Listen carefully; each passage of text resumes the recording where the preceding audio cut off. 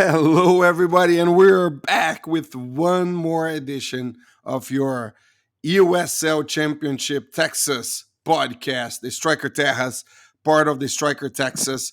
As you know, the Striker Texas brings to you everything soccer related in our state.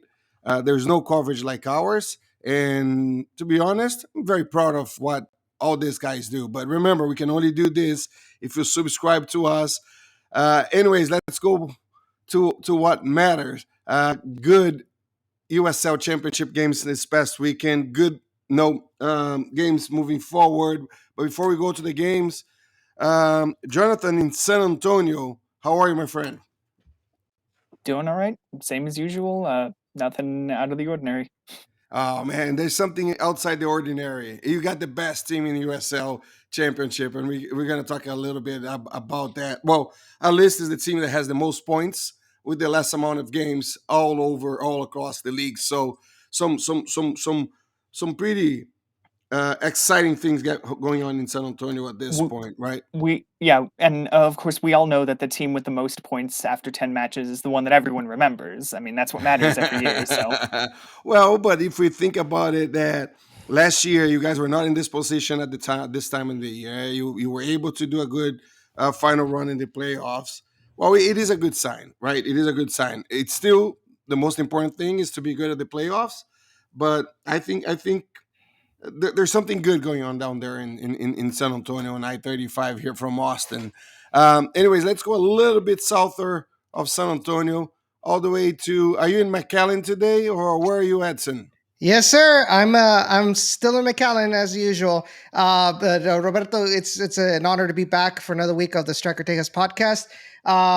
It's doing pretty well. I just spent all day doing some house chores on the remodeling on the house, just cleaning up the tail end. So I can't wait for y'all to see the finished product. All right, I want to know. Have you been playing? How is the team going on? Your pickup team there. How's everything going? I've been making less mistakes as usual, been making more saves, but overall we're still in the same position. All You know, right. so All right, sounds good, my friend. All right, now we go all the way down, or not down, all the way out to the west of Texas, El Paso. Joe Rodriguez, how are you, brother? Hey, how's it going, Roberto? It's good to have you back on the podcast. Jonathan, Edson, good to be back with you boys to talk what is another week of USL Championship Soccer with our great Texas teams. And as always, as every week when I'm doing this with you guys, I am doing my best to make Maya happy and see if we can stay under the 30 minutes here, so she doesn't get upset and she doesn't write all those mean messages on our Slack channels there, right? So no, I'm scared of Maya, guys. I don't know about you guys, but I am. So I'll try to do my best. But well, let's start. We already talked a little bit about San Antonio, how good San Antonio is doing now, and I don't think we should start another way than starting with the Derby. I think the Derby it was an important one. Um, Seems very exciting game, and I'll start with the winning side. I think it's fair. Jonathan, how did you see San Antonio? Is San Antonio, winning the Derby on the top of the table? I know you're concerned about being the first at the end of the season, but so far so good. yeah, so far so good. I mean, I think we're 10 or 11 matches in now, and the only team that SAFC has dropped any points to is Phoenix. Um, and this was another one of those matches where it's not like SAFC just completely dominated the match, but they were in control. And something I was saying coming into this was, RGV has strung a few good results together. Maybe they're starting to turn things around. SAFC's had this 2 week layoff, and they had a busy week before that. So I don't know, things might be a little more even. But as it played out, it felt kind of like the match from 2 months ago when SAFC came down and won 2-1 in the Valley. Just SAFC being that little bit better than the Toros, but both teams since then have progressed. It's just SAFC was still, had that edge. Um, And I was looking at the stats before we got on, and I've expressed concerns at the time in previous weeks with SAFC's finishing, and that was not the case on Saturday. It was a very efficient performance. The Tours took twice as many shots as SAFC, and yet SAFC had more on target. They took all of theirs from inside the box, so less distance to get the ball to go. And that's always been your biggest complaint, right? Is SAFC creating chances and not taking those chances. It seems that they were more effective this week in that aspect of the game. Is that fair? Yeah, I would say so. And some of it was, to be fair, a bit of luck. The second goal, I still don't think the USL has revised it, but I know I'm not the only one who was saying maybe that was an own goal. But Yes. at the same time, like, credit to Mitchell Tainer for putting the pressure on to kind of cause that mistake. SAFC just, again, it's a broken record, just doing what they need to do, locking down well enough defensively. And if you look at the scoreline 3-2, you might think, I saw someone post online, a safety squeaked by. I wouldn't say that. Again, they didn't dominate this match, but they were the better team, and the scoreline showed it. Well, they have been the better team almost all the games, right? Like we discussed this year. Even if we go back to the Open Cup against Houston and against Austin, you know, we could easily say that San Antonio was on the same level of those two MLS teams. So the chances that they are really a superior team compared to other USL teams it may be a statement. Edson, we'll talk about Cabrera interview afterwards, right? But let's Mhm. let's talk about the game. How did you see the game? Did you feel there was a fair result, and do you feel that um, RGV could be in a better moment, like Jonathan said, like feeling that the momentum might be coming your way in despite of the loss in the 3 points? I think so. I think the scoreline shows, yeah, they allowed 3 goals, but I think in general, RGV looked more solid defensively. It seemed like the pairing between Weheb Akwe and Eric Pimentel, for the most part, was able to kind of quell the chances that San Antonio tried to build on the attack. It was not until Eric Pimentel gets his red card that's where it all went loose. But I did want to say one thing as well right now about Mitchell Tainter's goal. The second one is I also have to give credit to Tainter because he continued going and continued following the play. Any other striker, once he notices that, in this case, Elliot Collier decided to take the shot himself instead of passing it over to him, he would have just stopped and just stayed and ball watched. But no, but he kept going, put the pressure on Juan David Cabezas to force that own goal. Because we're looking at the jumbotron, and it is apparent where it's Juan David Cabezas that deflects the ball into the net in that play. But I think overall, like I said, offensively they're still not doing well. You would see at times San Antonio marking uh, Frank Lopez with 3 players and not allowing him to turn around and create some opportunities.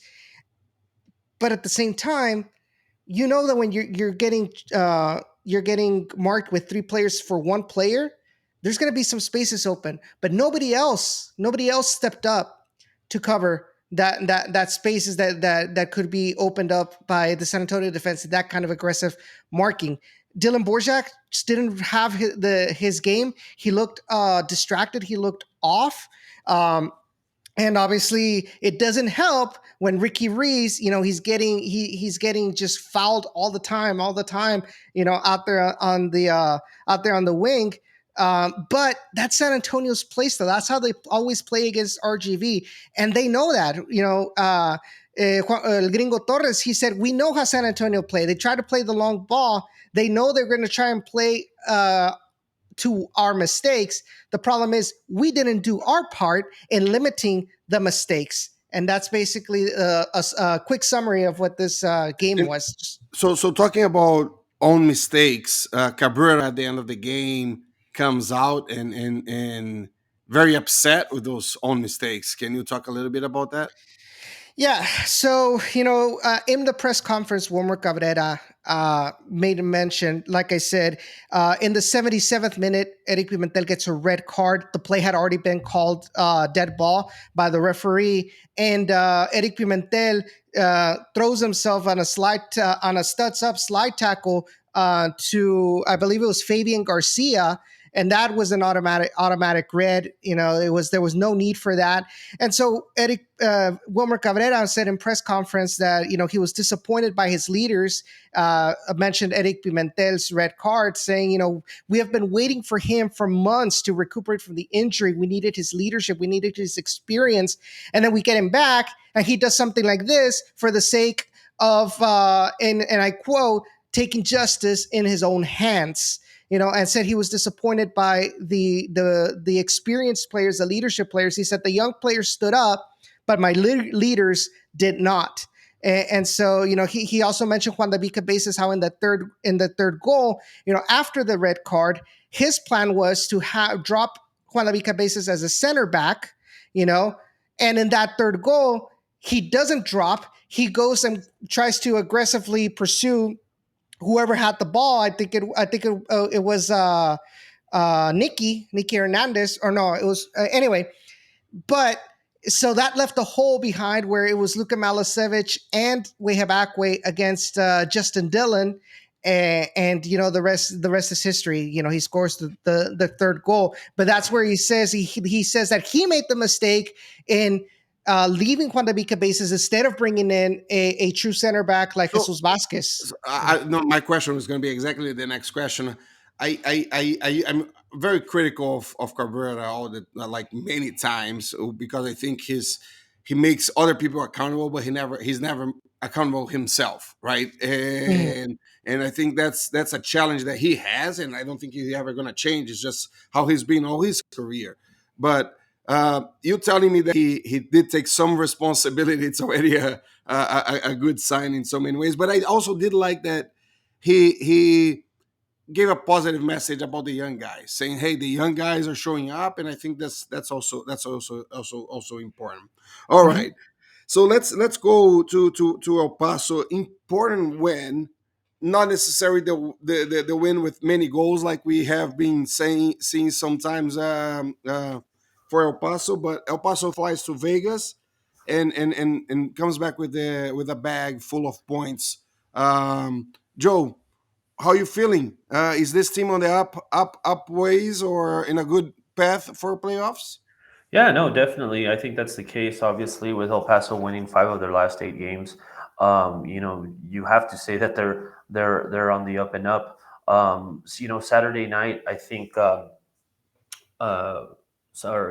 Friday night, Friday night, going into Cashman Field, where they win by the score of 1-0 with one man down since the 44th minute on on a red card and it'll be interesting tomorrow when we have media availability, but I genuinely, Luis Lucho Solinac gets a red card in the 44th minute. And I, just by his reaction, his body language, I don't think it was disbelief that he got called for a yellow card, but I genuinely do not think that he knew that he was on a yellow card. And as a matter of fact, when you're watching the game, they just very casually mention that Luis Lucho Solinac got called for a yellow. They don't even put the graphic. It was just a very fast thing that I don't even think the cameras caught. And I generally don't think Solinac knew that he was on a yellow, but they go into halftime, and it was very interesting to see how John Hutchinson was going to react to the situation and how he was going to line up his team. And we already know John Hutchinson's offensive style. He went and just made a modification to what appeared to be a 4-3-2, still playing with one man down, and the team went status quo, continued to try and generate what they could with 10 men, and they did a fair job at it. I think Las Vegas had the better of it offensively for a majority of the second half. The the goal comes for El Paso, and what was the towards towards the end of the towards the end of the game. No, actually, no. Correction. In the 62nd minute, Dylan Maris scores for El Paso, and that was their only shot on goal the entire game. One shot on goal, one goal. That's Dylan good. Maris scores it, and El Paso. Their previous victory was at against Sacramento Republic FC. Uh, with the score of 1-0. And back then, I said on this podcast that I think El Paso needed a 1-0 victory, a victory that was a tough performance for the Locomotive, where they didn't win by a high scoring result, but just a bare minimum. But that was at home. That was here at Southwest University Park. I think going into Cashman Field against the Las Vegas Lights, that is one of the pleasant surprises I think this season of the USL Championship. They flew very much beneath the radar in the preseason and started doing. They had a good start to the season. A team full of young players that like to run and have a lot of pace. For El Paso to go into Sin City, Cashman Field, and get just a 1-0 performance, being one man down. I think this might be one of the most valuable victories for El Paso thus far this season. I guess you can say that the house doesn't always win in Las Vegas. Right? Yeah. No. Definitely. That's definitely the case. You know. And credit to Las Vegas. Las Vegas came with it. They produced a lot offensively. They had a lot of shots. They had a lot of shots over the course of the game. A lot of near misses. But at the end of the day, El Paso had what it needed.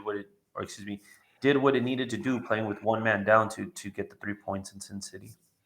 Yeah, so we get to this next round of weekend of USL Championship. I would say, with the exception of RGV, but even with RGV, I think in a good position in the table. So we got the Western Conference, San Antonio sitting first with 27 games. Oh, sorry, 27 points in 11 games and a goal differential of 10. El Paso is already sitting in fifth after sitting in the bottom of the table for several weeks in the beginning of the season. It's already sitting in fifth with 20 points in games and a goal differential of 8.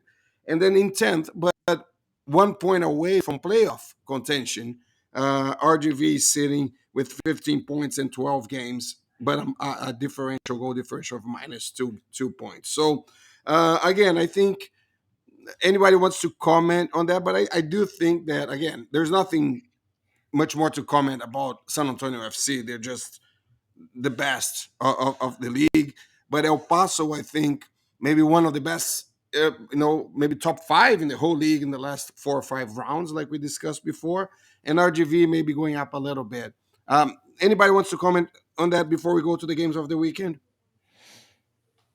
Mm, I would think if we're going for the best player so far of the season for RGV, I think it would be Isidro No, Martinez. hold on, man. Hold on. We're going to talk about that soon. Hold it. We're going to finish the podcast with that. So hold your thought there. One thing with regards to the standings and everything, and I'll acknowledge it because I got called out a little bit on it social media last week's episode. The standings are really really close to one another right now. I mean the differential between the second place in the league and the seventh place is 8 points. With Sacramento, or excuse me, with San Antonio, just kind of distancing themselves with 27 points. But even from where RGV stands, I mean, you're only technically 1 point away from the 1 point. playoff Yeah, zone. Yeah. two games. You're up there. It's that's what I'm saying. It looks good. I feel good looking at the table today and seeing where the Texas teams are, and that's where I stand. All right. And I dare to say that the Western Conference has got to be the most competitive because like even Monterey Bay, they've got themselves a good a good run But of games, and they're 4 points away. But that's Hey, USL, right? With the exception of Louisville and Tampa Bay, the history of USL has always been that the Western Conference is a tougher conference overall. It's a more balanced conference. Mhm. Let's put it that way. with the exception of Louisville, don't ask them about Monterey Bay. See how they feel about the Western Conference. Oh, But that's also the cool thing about USL. I always say that the worst team in the league beat the best team in the league in a one specific week. Well, MLS does that also, right? I think it's a thing on Yeah, USL that's the beauty. US soccer. That's the beauty of American soccer. I was going to It's say the that. beauty Yeah. of soccer overall. I mean, Well, we just that's got it. finished Well, with the and European season, and you even see upsets there.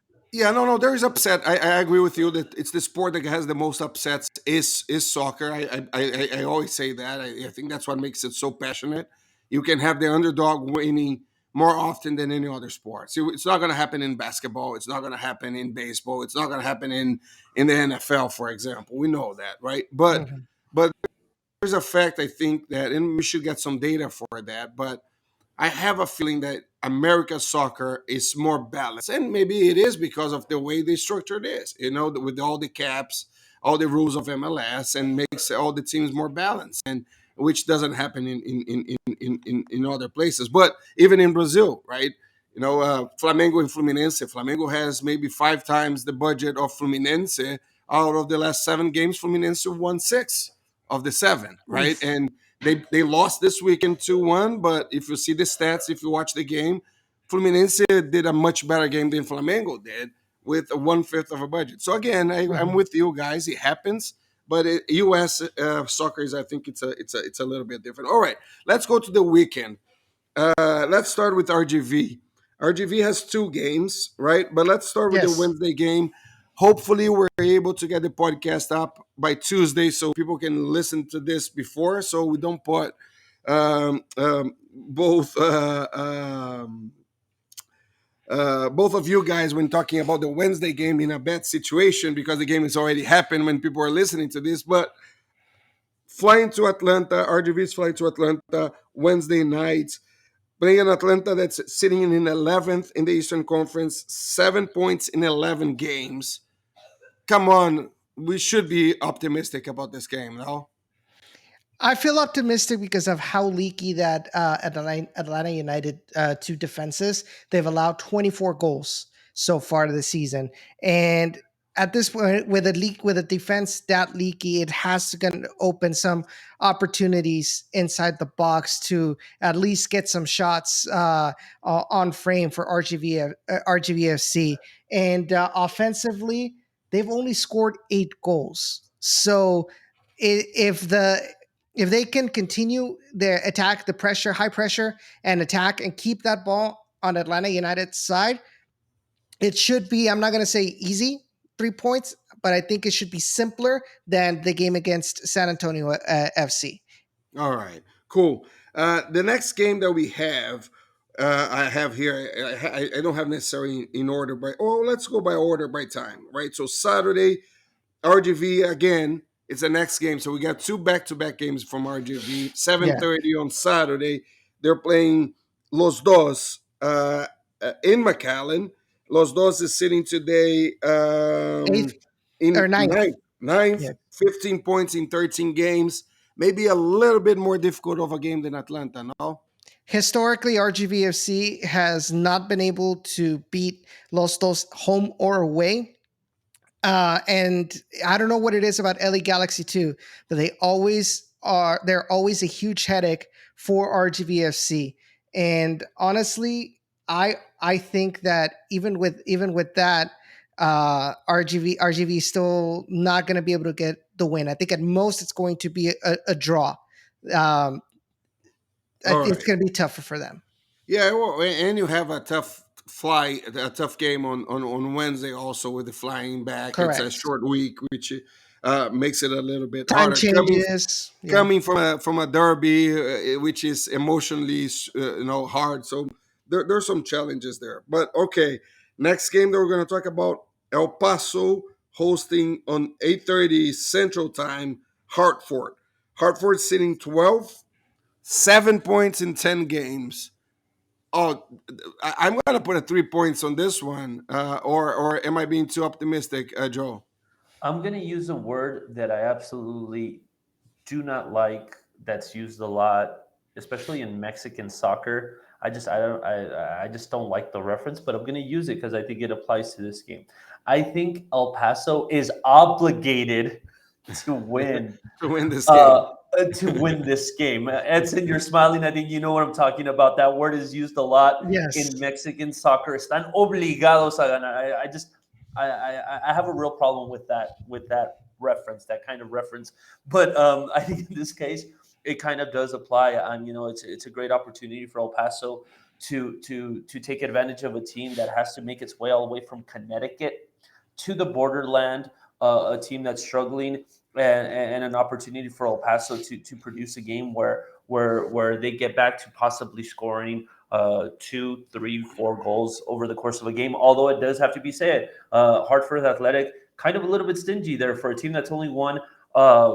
That's only won 2 games the entire season. They've only allowed 16 goals in 10 games. So maybe they're a little bit defensively sound, but just the way it affects the Texas teams to fly to the East Coast, for Hartford to make its way down to El Paso, it might be tough for them. There's plenty of opportunity there for El Paso to get a thorough victory, get the 3 points, and not only that, to look good in the process. Now, another thing that we got to remember with El Paso, they have 4 players that are going to be called up on this national break or this international break. The injury bug has still hindered this team significantly. They have 4 players out, although I know Emmanuel Sanupe is projected to be at least on the bench and probably get a few minutes. But with this depleted team, I still think it'll be enough for El Paso to be obligated to get the win. Yeah, and I'm gonna add another factor to the obligation to win. It's a forecast of 103 degrees on Saturday next week, Oof. right? So a team from Connecticut coming down to the borderland and playing on an over 100 degrees game. Man, it's hopefully we get the 3 points there. It sets up I'll for one write of down those 3 points situations. on my prediction here on It, this one. it sets up for one of those situations like being old school. Like, yeah, you know what? Let's really take advantage of the home condition. No hydration break in either half. Let's play the entire 45 minutes. Turn off the air conditioner of the locker room, right? Yeah, exactly. Like, yeah, we don't need no hydration break. Like, no, let's really take advantage of our home field conditions. All right. So SAFC flies to Sacramento. I think there's some good and bad on what I'm gonna say now because Sacramento is had maybe their best game in their history or the best one in their history, beating San Jose in the Open Cup, moving forward right at the Open Cup, and big party there. Right, it was a big moment for the city, just like was in San Antonio a few weeks ago when they beat Austin. Especially with the whole MLS going to Sacramento, not going, all those things. It feels that SFC and SAFC has a similar story with all of that. But anyways, uh, a tough game, I think. They're sitting seventh, 16 points in 11 games. So they have made more points than lost points per game. But their mindset maybe not being in the USL Championship. They might be thinking about Open Cup. What do you think, Jonathan? I think, I mean, I don't necessarily know the exact dates of the next round, but they've got a few weeks to kind of set the Open Cup. Maybe not set it aside. It's still gonna have the fan base and have the club in good spirits, but I don't think they're gonna take their eye off the ball. You've still got to focus on the league. Having a good Open Cup run, okay, it's nice, but if you just absolutely tank the season, which their fans aren't going to want that, and last year was not a very good year for Sacramento. This is a team that's undefeated at home. Sacramento is, so it's not going to be an easy game for SAFC. And I It's also never easy wonder, to play in Sacramento. Never, ever easy. Mm-mm. yeah, and I also wonder if the fans are going to be maybe a little more what's the word, hostile toward SAFC after the match last year that it ended in kind of a big scuffle and everything. Fans thought Mitchell Tainer was faking an injury. It was a really nasty ending. SAFC won that game 1-0, so it was very close then. It's probably going to be even harder this time, but I mean, it's hard to bet against SAFC. Like I've said, they just always somehow seem to find a way. Yeah, because their Open Cup match is not until the 21st. All right, so Yeah. we got time. All right, so I'm gonna go with my prediction. We got 12 points for this weekend or this weekend. I'll go with 9 points for my prediction. Edson, I'm gonna go with 10. 10 points. All right, man. Somebody more optimistic than I am. Now this is good. Jonathan. I'm never optimistic enough, so I'm going to go with 10 as well. Oh my God, I love this. Joe, I think you might be muted, Joe. Uh, let's go with 7. All right, all right. Okay, all right. So I shouldn't be doing this, but because Maya is going to be upset, we're in 30 minutes now. But because Edson started talking about this earlier in the podcast, I think we have to go through that. So, Edson, tell us who is the best player so far this season for RGV totals? A lot of people would say Frank Lopez. I disagree. For me, it's Isidro Martinez. I think he's been very crucial both defensively and offensively. Offensively, he's had 20 chances created. He's had 3 assists so far, which leads the team, and even defensively as well, he has helped out Juan David Cabezas or Emilio Ecasa, trying to help minimize the passes through that midfield. So, and I think he's just been more consistent overall, and helping out with those corner kicks that have been very beneficial for RGVFC in these last couple of games. All right, Joe, who is the best player so far this year, in your opinion, from the locals? Andrew Fox, All the right. center defender for El Paso. I think he's brought that leadership, and he's been very very consistent to El Paso Locomotive team that struggled defensively at the beginning of the year. A situation where I think it's already left in the past, but I think he was a key role in that. And Duke Keith, the play-by-play guy for the El Paso Locomotive, he hasn't coined the term "fox in the box" for no reason. Andrew Fox has also been efficient in scoring for the Locomotive. He put away a game winner earlier in the season, and in corner kicks or in what's it called, set pieces. In set pieces, he's a threat. So I think Andrew Fox definitely the best player so far this season for El Paso Locomotive FC. All right. Cool. Perfect. Jonathan, best player of San Antonio FC. I'm also going to go with the center back, Mitchell Tainer. He's played every minute, I believe, in the league, and most of them, even when you include the cups. And yeah, and like I said, central defender, and yet he is joint top scorer for San Antonio FC. One of those goals was a penalty, sure, but Alan Marcina allows him to get forward, play a part on set pieces, play a part when SAFC, has control of the ball. And like he did on Saturday, like he has on a few occasions, he is scoring goals, popping up in the right place when needed to. And in some cases, even just popping up in the right place to assist one of his teammates. I believe the winning goal against Austin FC was off of Mitchell Tainer just heading it back across the box for Carter Manley to tap in. So he's doing the work on both sides of the ball, and long may it continue, I guess. All right, cool. I want to make not a challenge. I don't think a challenge is the right word here, but I want next week for us to discuss. We're going to be almost halfway into the season. A more deeper analysis of the head coaches of the three teams, from 0 to 10. How many points, or what's their score or their scorecard for the season so far, and why. So we'll discuss that a little bit next week. I think it's a good moment for us to do that, and They're and, great. and agreed. Yeah, give them their scorecard grade for the season so far. I think it's going to be a nice, cool discussion, because I think they have each different challenges and have different accomplishments and different things so far this season. Anyways, I think we're there.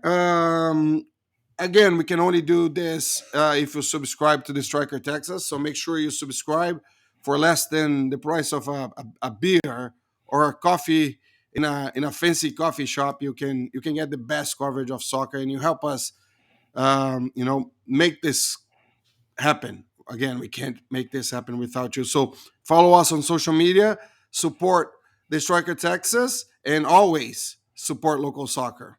Thank you. See you next week, guys.